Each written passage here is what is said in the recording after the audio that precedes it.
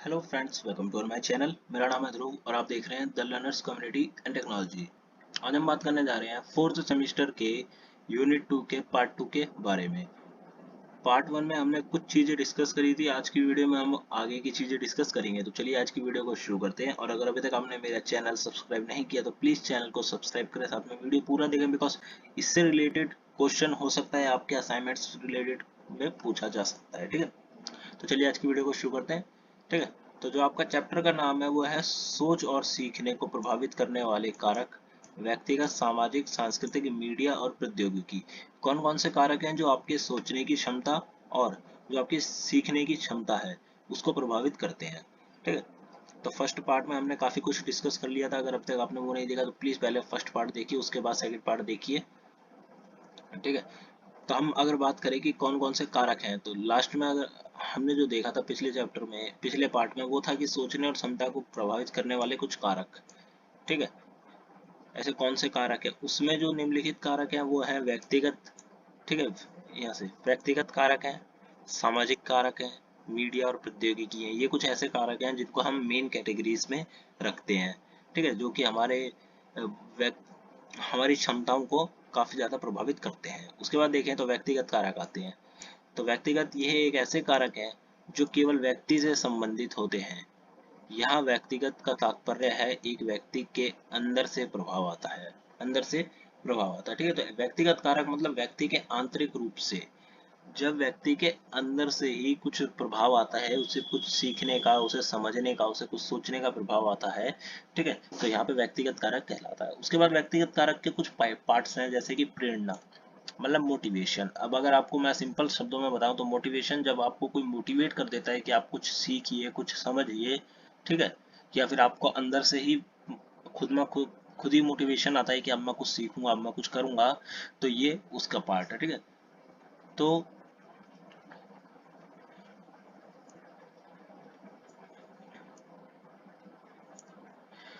प्रेरणा को हम किसी व्यक्ति के आंतरिक, यहाँ पे सेना नहीं आएगा। ठीक है, यहाँ पे लिखने में गलती है, यहाँ पे आएगा प्रेरणा। प्रेरणा को हम किसी व्यक्ति के आंतरिक स्थिति के रूप में परिभाषित कर सकते हैं, जो किसी व्यक्ति को सोचने और कुछ सीखने की अगुवाई करता है। ठीक है, तो प्रेरणा मतलब कि हम किसी को, अगर अगर आपको किसी ने प्रेरणा दी, आपको किसी ने मोटिवेशन दिया है कि आप ये करिए, तो आप उससे अगर आप प्रभावित हैं तो आप जरूर करेंगे वो काम। इसी प्रकार ठीक है, जब कोई हमें प्रेरणा दे देता है या फिर हमें अपने आप को प्रेरणा मिल जाती है तो हम कुछ ना कुछ करने लग जाते हैं। उदाहरण के लिए, जब किसी व्यक्ति को किस प्रकार से प्रेरणा मिलती है, तो कुछ सीखने के लिए, तो उसे सीखने और समझने में वो पूरा ध्यान देता है। ठीक है, जब कोई किसी व्यक्ति को प्रेरणा मिलती है कि अब मैं लाइफ में ये करूंगा, मैं कुछ सीखूंगा, तो वो अपने पूरे मन से, दिमाग से उस चीज को सीखता है। अगर किसी परिवार में पिता फिल्म बनाने का कार्य करता है, तो उसके परिवार के अन्य सदस्य को भी इस चीज से प्रेरणा मिलती है और वह इसी कार्य को सीखने और समझने के लिए सीखने और समझते करते हैं। ठीक है, प्रेरणा के प्रकार, आंतरिक प्रेरणा और बाह्य प्रेरणा। ठीक है, चाहिए प्रेरणा नहीं है, यहाँ पे बाह्य प्रेरणा है। ये सारे नोट्स में लिखने में गलती है, बाकी मैं नोट्स मिलेंगे तो मैं आपको रिपेयरिंग के साथ दे दूंगा। ठीक है, तो प्रेरणा के प्रकार में आप देखें तो आंतरिक प्रेरणा और बाह्य प्रेरणा। मतलब आंतरिक का मतलब है जब आपके अंदर से प्रेरणा आती है, आपको खुद में खुद आपका मन करता है ये मैं कुछ सीखूंगा या फिर अब कुछ करूंगा, वो। और बाह्य प्रेरणा का मतलब है कि आपको किसी व्यक्ति ने कहा कि आप ये करिए। ठीक है, आपको किसी ने मोटिवेट किया, तो इस प्रकार। ठीक है, फिर आता है बौद्धिक क्षमता। हमारा नेक्स्ट जो पॉइंट आता है वो आता है बौद्धिक क्षमता, कि किस प्रकार बौद्धिक क्षमता व्यक्तिगत कारक में आती है। क्यों, कुछ व्यक्तियों को बौद्धिक क्षमता होती है कुछ सीखने और उसके बारे में सोचने में। ठीक है, तो ऐसा नहीं है कि हर व्यक्ति बहुत ही ज्यादा बौद्धिक क्षमता में निपुण होता है, बट कुछ व्यक्ति होते हैं जिनकी बौद्धिक क्षमता काफी ज्यादा अच्छी होती है, उनको कुछ सीखना, समझना, कुछ नया सीखना काफी ज्यादा पसंद होता है। ठीक है, कई व्यक्तियों को शुरुआत में इस क्षमता के बारे में पता नहीं होता, परंतु जब वे इस क्षमता को प्राप्त कर लेते हैं तो वह सोचने और समझने की प्रक्रिया को भी समझ जाते हैं। ठीक है, यह क्षमता उन व्यक्तियों की नई नई स्थितियों को प्रदान करती है, जिससे वह कुछ सीखने में उनकी रुचि बढ़ती है। ठीक है, तो अब यहाँ पे है कि बौद्धिक क्षमता क्या करती है, व्यक्तियों के सामने अलग अलग सिचुएशंस लाती है, ऐसी सिचुएशंस जिनमें कि वह कुछ पढ़े, कुछ सीखे। ठीक है, और ये वाली क्षमता शुरुआत में लोगों को पता नहीं होता, बट जैसे ही उन्हें पता चलता है कि ये क्षमता उनके पास है, वो अपना कार्य स्टार्ट कर देते हैं सोचने और समझने का। ठीक है, उसके बाद आता है हमारा थर्ड पॉइंट आता है स्वास्थ्य।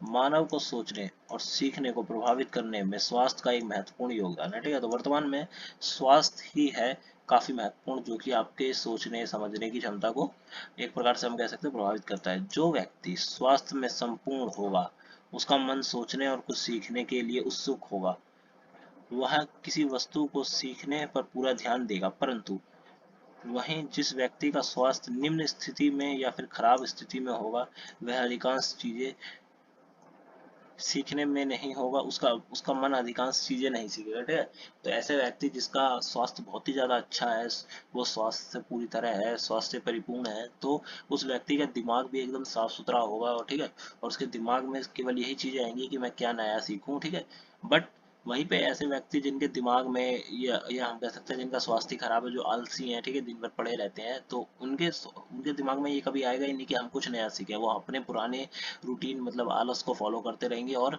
उनका दिन ऐसे ही निकल जाएगा। वह आलस के कारण कुछ भी नहीं सीख पाएंगे। जिन बच्चों का स्वास्थ्य जिन बच्चों का स्वास्थ्य स्वस्थ होता है, उनको कुछ सीखने और समझने में अधिक समस्या का सामना करना पड़ता है। ठीक है, यहाँ पे जिन बच्चों का स्वास्थ्य स्वस्थ होता है, उनको सीखने और समझने में अधिक समस्याओं का सामना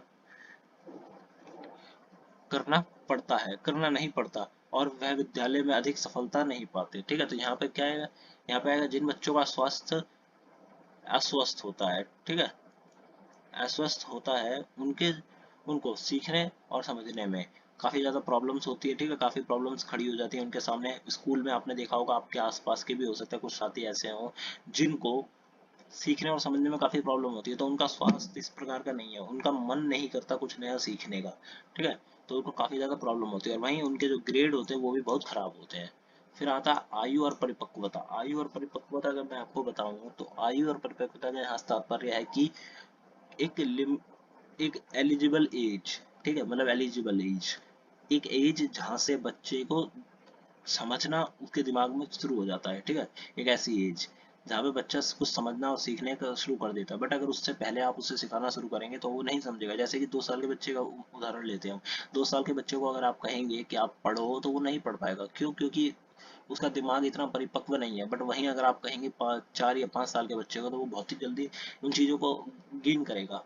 ठीक है, तो सीखने की तैयारी, आयु और परिपक्वता सीखने और सोचने में बहुत महत्वपूर्ण रूप से प्रभावित करते हैं। क्योंकि किसी बच्चे या व्यक्ति को अगर आयु सिखाने या कुछ समझने की नहीं है, ठीक है, सपोज करिए किसी बच्चे की आयु नहीं है कुछ सीखने और समझने की, तो वह कुछ नहीं सीख पाएगा। अर्थात अगर कोई बच्चा अधिकांश छोटा है, तो वह कुछ चीजें नहीं समझ पाएगा, परंतु अधिकांश चीजें कुछ चीजें समझ जाएगा, बट सारी चीजें नहीं समझ पाएगा। ठीक है, कुछ चीजें आपके घर में जो बच्चे होंगे वो समझ जाएंगे, बट सारी चीजें नहीं समझेंगे। वहीं अगर कोई और बच्चा बौद्धिक रूप से परिपक्व है, तो वह प्रत्येक चीज को समझे समझने और अधिकांश रुचि लेगा, और चीजों को समझने में अधिक समस्या का सामना करना पड़ेगा नहीं करना पड़ेगा। ठीक है, तो जिस बच्चे का दिमाग पूरी तरह डेवलप्ड हो चुका है, वो कुछ चीजों को समझने में बिल्कुल प्रॉब्लम नहीं फेस करेगा, और बस वो समझता चला जाएगा। ठीक है, फिर आता है परिवार को बच्चों को उपयोग आयु में उपयुक्त आयु में बच्चों को चीजें समझाने और सीखने से प्रेरित करना चाहिए। ठीक है, तो परिवार को बच्चों को एक आयु के बाद से ही उनको ऊपर प्रेशर डालना चाहिए कि आप कुछ पढ़िए या फिर आप कुछ समझिए। ठीक है, ध्यान देना, ध्यान देने से तात्पर्य है कि हम आसपास के क्षेत्र में कौन अगर हम ध्यान नहीं देते अपने आसपास के लोगों पे या फिर घर के बच्चों में, ठीक है, तो हम वो सीखने में कमजोर हो जाते हैं। जैसे कि ध्यान देने से तात्पर्य है कि अगर बच्चे या व्यक्ति पर सीखने और समझने की प्रक्रिया के तहत ध्यान ना दिया जाए, तो वह किसी भी चीज को सीखने या समझने में असमर्थ होगा। ठीक है, तो अगर हम किसी व्यक्ति या बच्चे पे ध्यान नहीं देते हैं कुछ सीखने और समझने के लिए, तो वो काफी कठिन होगा उसके लिए कि वो कुछ समझे और कुछ सीखे।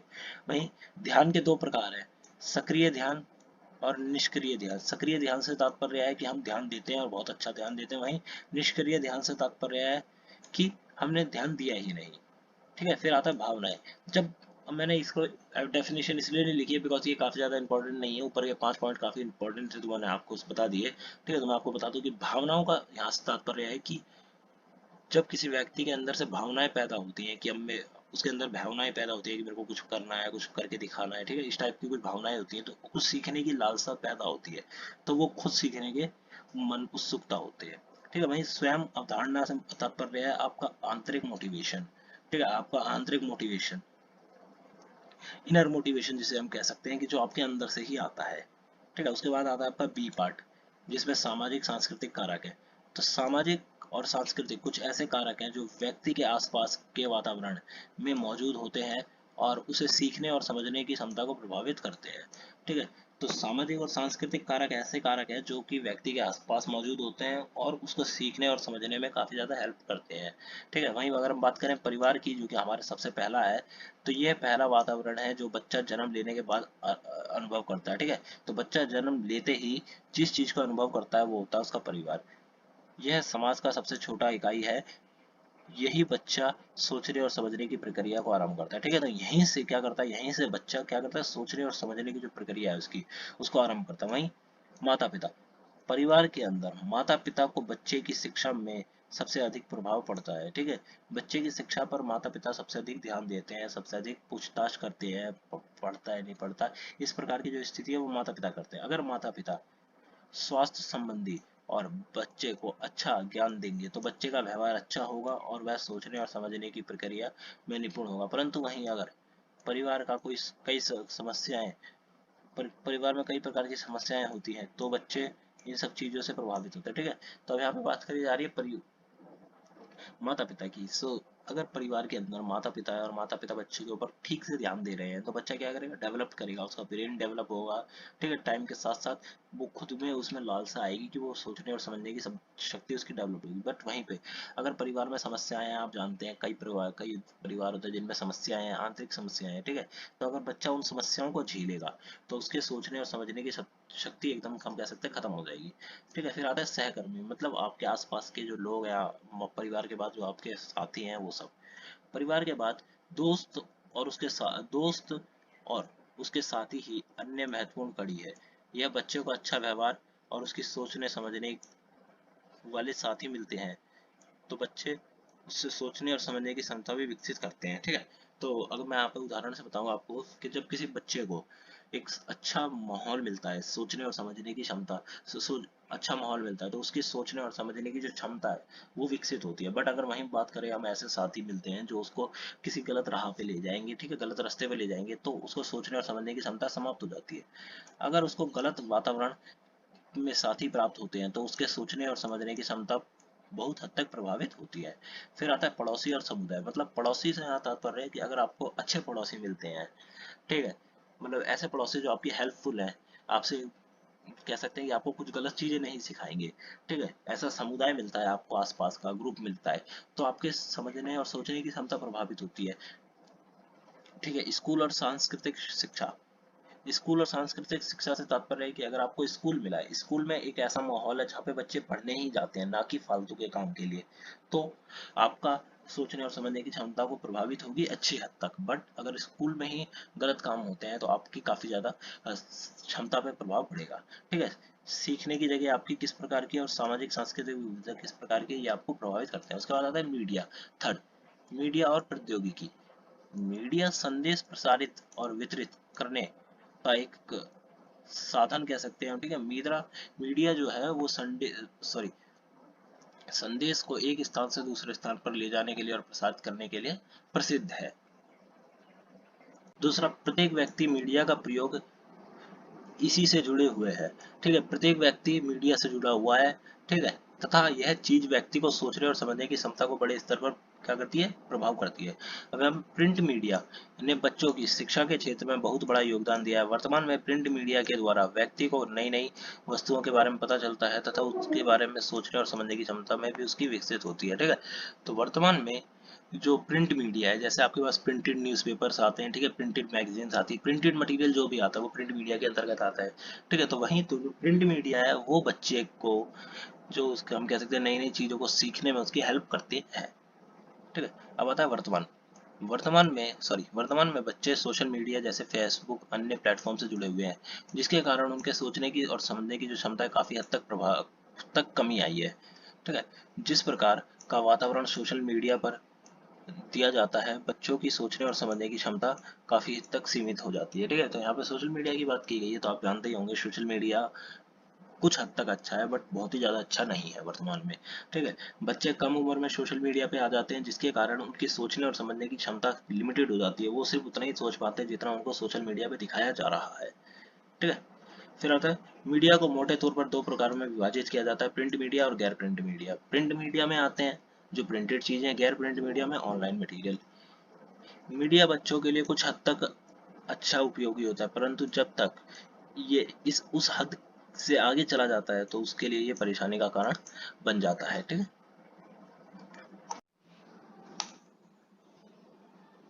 इसके बाद हमारा नेक्स्ट टॉपिक आता है प्रौद्योगिकी मतलब टेक्नोलॉजी। ठीक है, तो प्रौद्योगिकी ने किस प्रकार वर्तमान में हम कह सकते हैं कि सोचने समझने की क्षमताओं को काफी हद तक भी प्रभावित किया है। तो किस प्रकार किया है, तो प्रौद्योगिकी की नई शिक्षण के क्षेत्र में बहुत महत्वपूर्ण भूमिका निभाई है। सरल शब्दों में प्रौद्योगिकी विज्ञान है या ज्ञान है। ठीक है, तो प्रौद्योगिकी के निम्नलिखित लाभ हैं, कुछ लाभ बताए गए हैं।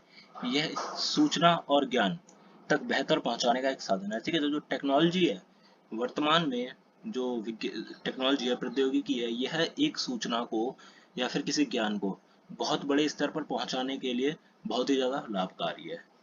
इसके द्वारा बच्चे इंटरनेट की सहायता से नई नई चीजें सीख सकते हैं तथा विभिन्न प्रकार की चीजों में भाग ले सकते हैं, ऑनलाइन गतिविधियां भी कर सकते हैं। ठीक है, तो प्रौद्योगिकी मतलब टेक्नोलॉजी के द्वारा बच्चों को काफी ज्यादा डेवलप्ड कर दिया गया है। ठीक है, अब वो इसके द्वारा का इंटरनेट की सहायता से नई नई चीजें सीख सकते हैं। ठीक है, इंटरनेट के थ्रू आप भी कई नई नई चीजें सीख सकते हैं। ठीक है, आप भी ऑनलाइन गतिविधियों में भाग ले सकते हैं। वहीं इसके द्वारा व्यक्ति स्वयं खुद भी कुछ नया सीख सकता है। ठीक है, इसके द्वारा टेक्नोलॉजी के द्वारा आपको टीचर की जरूरत नहीं है, जैसा कि आपको स्कूल में सिखाया जाता है। ठीक है, टेक्नोलॉजी के द्वारा आप खुद भी कुछ नया सीख सकते हैं। आपने इंटरनेट पर जाइए, सर्च करिए। ठीक है, आपको कुछ ना कुछ सीखने को मिल जाएगा। कंटेंट वहाँ पे अनलिमिटेड कंटेंट अवेलेबल है। तो ये आपके ऊपर है कि आप सीखना क्या चाहते हैं। ठीक है, तो टेक्नोलॉजी ने काफी हद तक कह सकते हैं कि प्रभावित किया है। ये तीन उसके लाभ है।